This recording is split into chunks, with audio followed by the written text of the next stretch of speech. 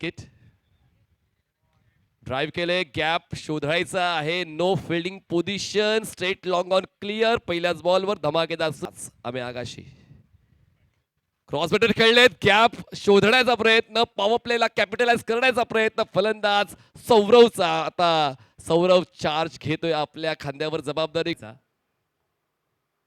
फुल toss drive केला, gap आहे. No fielding position in power play. Ball straight long off सीमारेषा पार. Catch सुटल्यानंतर पुढच्याच बॉलवर कुणाल तडियलचा चौक.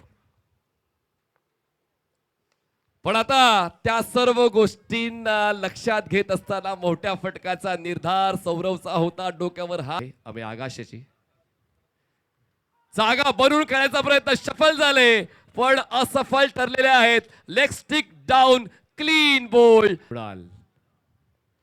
करतील का पलटवार? पण आता अमे आगाशेच्याच खात्यात विकेट जाते.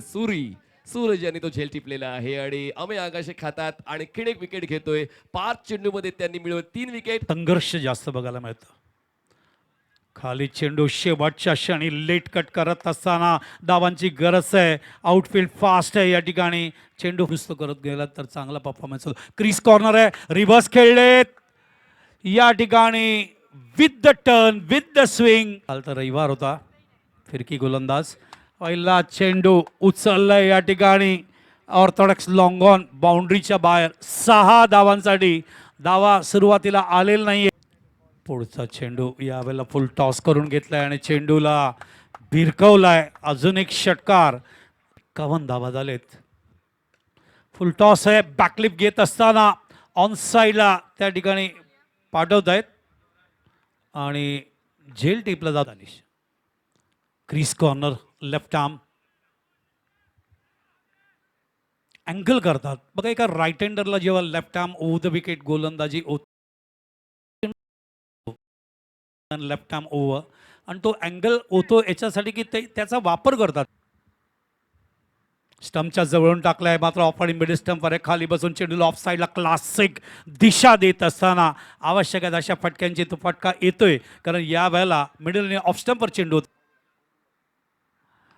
खाली बसून संदीप पाटील स्टाईल ऑफ स्टंपला खेळण्यापेक्षा ऑन साईडला बॅकवर्ड स्क्वेअर लेगला खूप सुंदर पद्धतीने टर्न करत असताना वॉट एलिव्हेशन. कॅप्टन त्यांचे 4ही bowlers decent, discipline, determination, dedication bowling आणि मादे बॉयज ज्यांनी 100 केले होते त्या संघाला बांधलं. त्यांनी किती धावांमध्ये 62 धावांमध्ये बांधलंय. म्हणजे जवळजवळ 38 धावा या संघाने रोखलेत.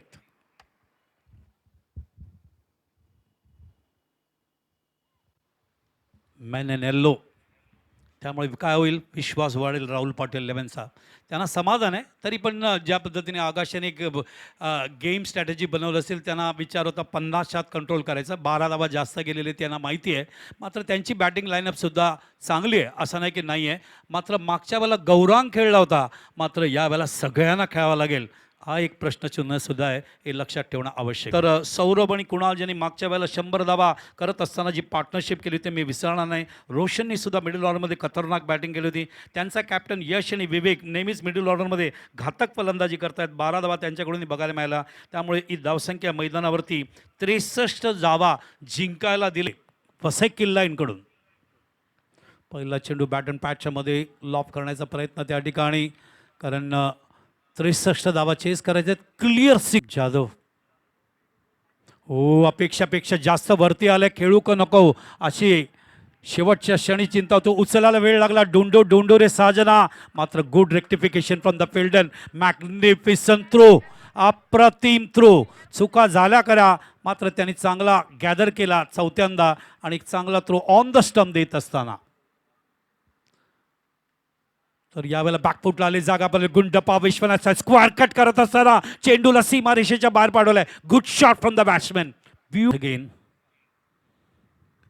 बॅकफुटला आले, जागा बनवली, पॉवर प्ले आहे, योग्य वापर आणि चेंडू सीमा रेषेच्या बाहेर लॉंग ऑन बाउंड्रीच्या 6 धावा.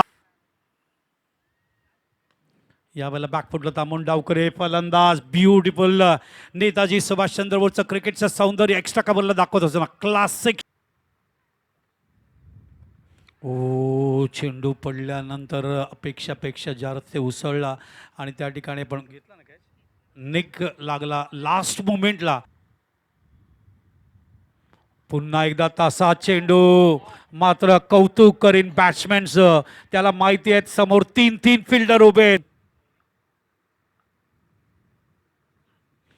लेफ्ट हँडर आहेत, रोल करतायत चेंडूला ऑफ साईडला गॅप मधून काढण्यासाठी. क्षेत्ररक्षक कोलॅप्स होत असताना त्या ठिकाणी magnificent catch. Ashish even though he loss the balance, मात्र झेल सोडला नाही. ओम मागच्या रिव्हर्स खेळण्याचा प्रयत्न कोलॅप्स झाले, त्यांचा बॉडी बॅलन्स गेला आम्ही आगायचा. तरीही चेंडू त्याने बॅकफुटला आले. मिडल स्टंपवर चेंडू होता आणि बॅकफुट ड्राईव्ह खेळण्याचा प्रयत्न आणि त्या ठिकाणी मिसफील्ड. 4 धाबा. मागे जातोय यष्टी रक्षकाच्या आणि बघायचंय इथे 4 धाबा. समोर मारलाय लॉंग ऑनला बॉल, आकाशाला गवस निघालत चाललाय सीमा पार. It's out of the park. PSPL षटकार ऑन साइडला खेळायचा होता. समोर बॉल चालला डीप मिड विकेटच्या क्षेत्रात. एक्स्ट्रा बाउन्सने आता फायदा होतोय अमय अगासीला. रन मिळत आहेत 4 आणि आणखी एक चौकार आहेत 6. 14 बॉल मध्ये ओ गौरांगच्या बॅट मधून बेरंग करणारा गोलंदाजाला हा फटका. बॉल डीप पॉइंट डीप कव्हरच्या मधोमध सीमा पार. रन 4 आणि फक्त 2ची गरज. अक्रॉस लाईन समोर खेळलाय वाईडिच लॉंग ऑनच्या क्षेत्रामध्ये. Ball one bounce into the rope. PSPL चौकार. मॅच जिंकत असताना सहजतेने राहुल पाटील 11 संघ पुनरागमन या स्पर्धेमध्ये. पहिला मॅच पराजित झाल्यानंतर खूप चांगल्या पद्धतीने शिस्तीत गोलंदाजी केली आणि शिस्तीत या मॅच मध्ये कार्यक्रम करत विजय नोंदवलेला आहे. हा फटका बघा, फुलर लेनचा बॉल हाय फॅट लिफ्टने बॉटम हँडचा वापर करत वाईडिच लॉंग ऑन मध्ये चौकार ठोकत मॅच जिंकलाय. आणि त्यानंतर सेलिब्रेशन गौरांगचं. अमय आगासे 12 बॉल 32 आणि मीरा फाईंदर बॉईज या टीमचा प्रवास या ठिकाणी थांबतोय या स्पर्धेमधला.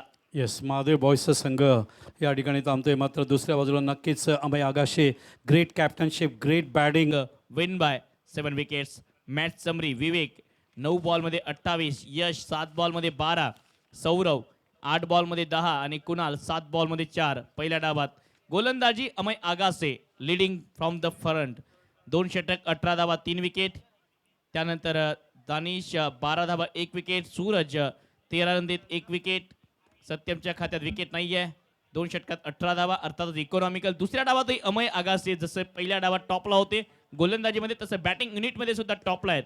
कॅप्टनने कॅप्टन पदाला साजेसा खेळ केलाय. 12 बॉलमध्ये 30 not out. Gaurang 4 बॉलमध्ये 13, Rishabh 4 ball 11 आणि रिया 4 बॉल 11. गोलंदाजीमध्ये अश्विन फक्त विकेट आहेत त्यांच्या खात्यात. एका षटकात 9 धावा देत 2 विकेट. बाकी गोलंदाज हर्ष आणि यश विकेटलेस.